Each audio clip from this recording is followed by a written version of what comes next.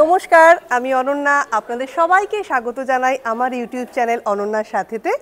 আজ জন্মাষ্টমী। এই জন্মাষ্টমীর পুণ্যতিথিতে আজকে চলে এসেছি বাওয়ালির জমিদার মণ্ডলদের স্থাপিত এই রাধাকান্ত মন্দিরে, যে মন্দিরে প্রতি বছর খুব সুন্দরভাবে জন্মাষ্টমী অনুষ্ঠান পালন করা হয়। আর এই বাওয়ালির জমিদার বা বাওয়ালি রাজবাড়ির কথা নতুন করে কিছুই বলার নেই, আপনারা সবাই হয়তো জানেন, অনেকে বা গেছেনও। সেই জন্মাষ্টমী অনুষ্ঠান কিছুক্ষণের মধ্যেই শুরু হবে, প্রস্তুতি চলছে, সেটা তুলে ধরবো। তার আগে চলুন আমরা মন্দিরটাকে ঘুরে দেখি। এই হলো বাওয়ালি রাজবাড়ি। রাজবাড়ি বললেও আসলে ছিল বাওয়ালি মণ্ডলদের জমিদার বাড়ি। ইস্ট ইন্ডিয়া কোম্পানির প্রথম যুগে মূলত আদি গঙ্গার তীর ধরে ব্যবসাকে কেন্দ্র করে সুদূর বাওয়ালি থেকে টালিগঞ্জ চেতলা অঞ্চলে এসে মণ্ডলরা গড়ে তুলেছিল জনবসতি। তাদের নামেই রাস্তার নাম মণ্ডল টেম্পল লেন। আর তাদের এই স্থাপত্যগুলোর মধ্যে অন্যতম রাধাকান্ত মন্দির। নবরত্ন এই মন্দিরটি স্থাপন করেন রমানাথ মণ্ডল, সেই কারণে রমানাথ মন্দিরও বলা হয়।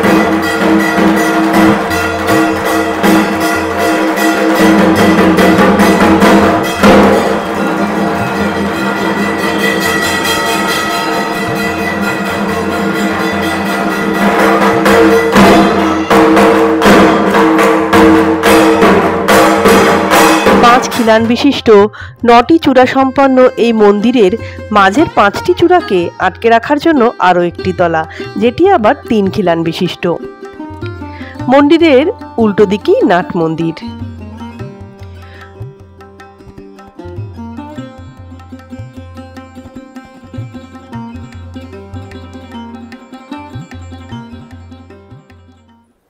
এই হলো সেই মন্দিরটা, নবরত্ন চূড়ার মন্দির, যেটা 110 ফুট উচ্চতায়,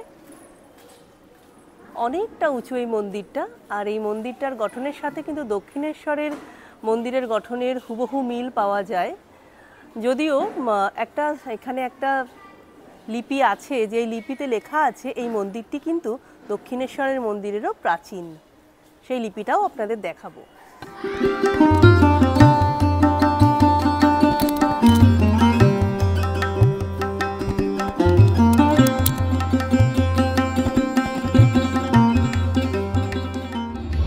সমগ্র মন্দির জুড়ে বেশ কিছু পঙ্খের কাজ চোখে পড়ার মতোই সুন্দর। মন্দিরের গর্ভগৃহে নিত্য পূজিত হন শ্রী শ্রী রাধাকান্ত জিউ,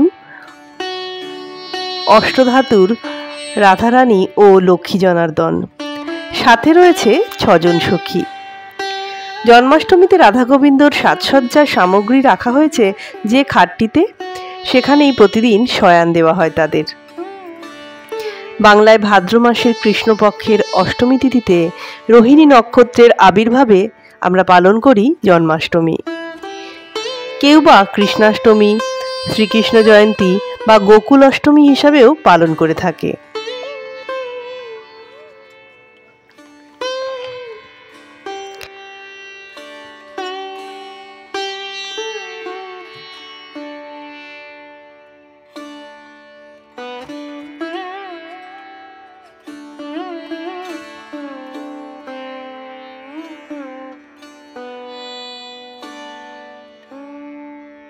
আমরা একটু প্রদক্ষিণ করে আসি।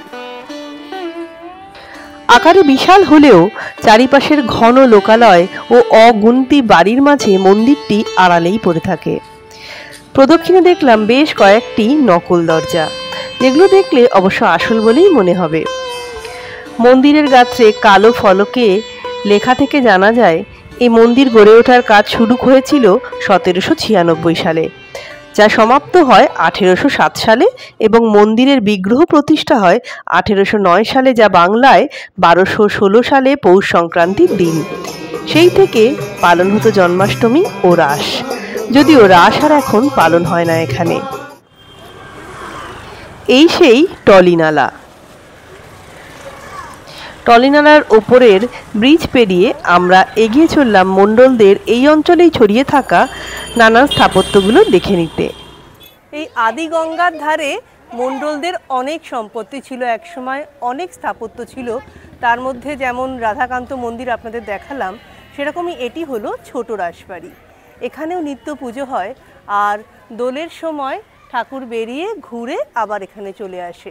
এখানে বিনা অনুমতিতে প্রবেশ সাধারণ মানুষের জন্য থাকে না। ছোট রাসবাড়ি প্রতিষ্ঠা করেছিলেন বাওয়ালির পেয়ারিলাল মণ্ডল ও মণিমোহন মণ্ডল।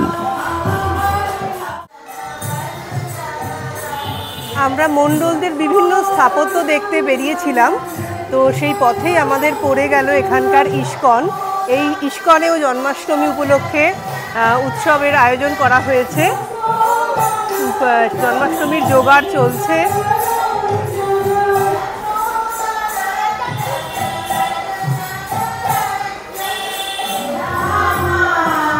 ইস্কনের কথা তো আমরা অনেক জায়গায় জানি, অনেক জায়গায় ইস্কনের মন্দির আছে, তবে এখন আমি যে জায়গাটা দেখাচ্ছি সেটা কিন্তু ইস্কনের প্রতিষ্ঠাতার জন্মস্থান। এই কাঁঠালতলা, যে এখানে যে এক কাঁঠাল গাছ, এইখানেই কিন্তু প্রভু জন্মেছিলেন, এই জন্য এটাকেই বলা হচ্ছে তার বার্থ প্লেস। টালিগঞ্জের কাঁঠালতলা, এখানেই অভয়াচরণ বৃন্দা প্রভু জন্মগ্রহণ করেছিলেন, যিনি আজ সারা বিশ্বে ইস্কনকে ছড়িয়ে দিয়েছেন। তার বার্থ প্লেসে হচ্ছে আজ জন্মাষ্টমীর অনুষ্ঠান। এখন আমরা দাঁড়িয়ে আছি বড় রাসবাড়ির সামনে। বড় রাসবাড়ির সুন্দর পরিচর্যা দেখেই বোঝা যাচ্ছে, সাদার উপরে সোনালি দিয়ে কারুকার্য। আমরা ভিতরেও ঢুকবো। এবার আমরা ভিতরের দিকে যাই। শ্রী শ্রী রাধা মদনজিউ ঠাকুর ঠাকুরানীর মন্দির লেখাই আছে এখানে, বাওয়ালি মণ্ডল জমিদারদের বাড়ি। বড় রাসবাড়ি সকাল 6টা থেকে বেলা 12টা ও বিকেল 5টা থেকে রাত 8টা অবধি এই মন্দির খোলা থাকে।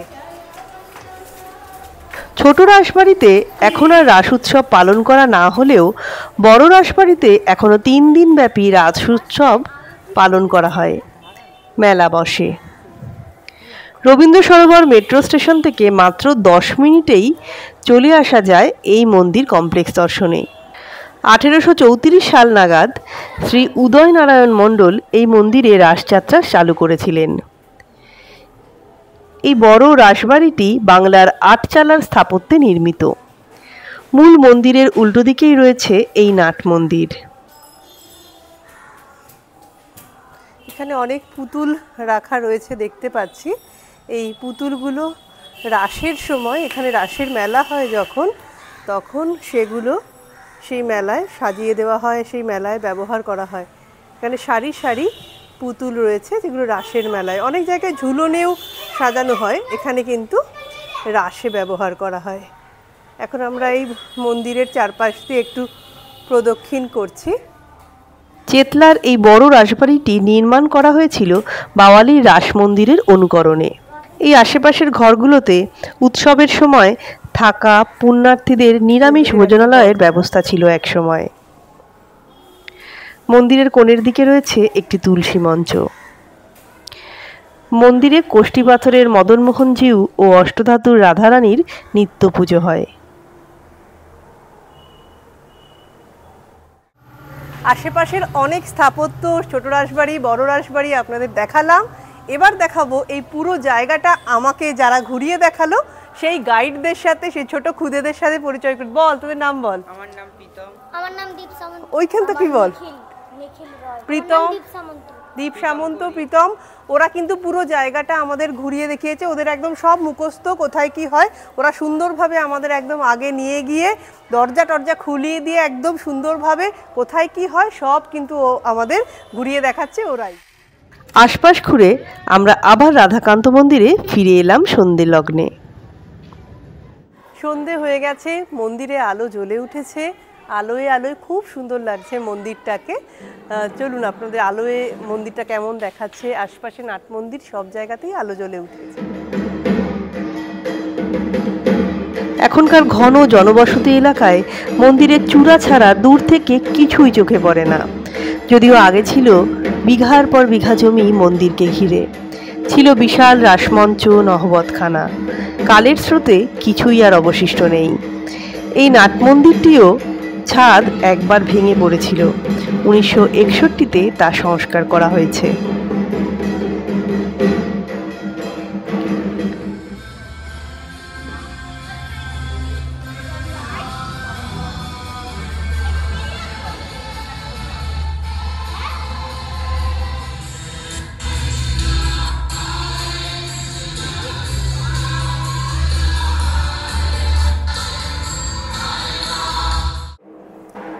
এখানটা স্নানের জন্য জায়গা করা হয়েছে।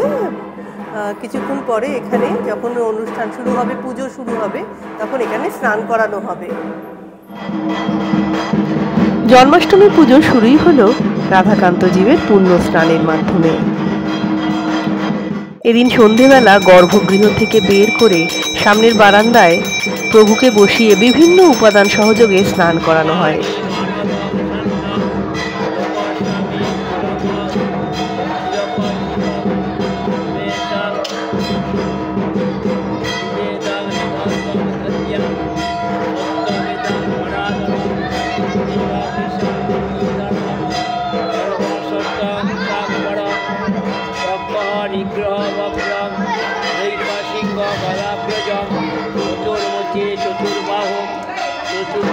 এরপর নতুন বস্ত্র অলঙ্কারে প্রভুকে সাজিয়ে গর্ভগৃহে সিংহাসনে বসিয়ে হয় বিশেষ পুজো, আরতি ও ভোগ নিবেদন।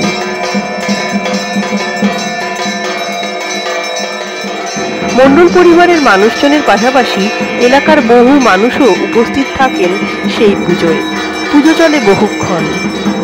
পরের দিন অর্থাৎ নন্দোৎসবের দিনও পুনরায় পুজো ও ভোগ নিবেদন করা হয়।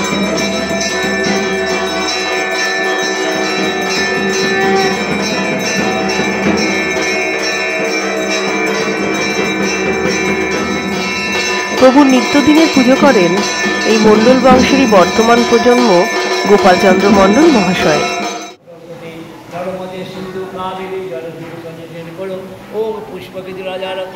রবীন্দ্র সরোবর মেট্রো স্টেশনে নেমে অটো করে নামতে হবে মহাবীরতলা স্টপেজে, অথবা শিয়ালদার দক্ষিণ শাখা ট্রেনে নিউ আলিপুর স্টেশনে নেমে হাঁটা পথেই চলে আসতে পারেন মন্দির দর্শনে।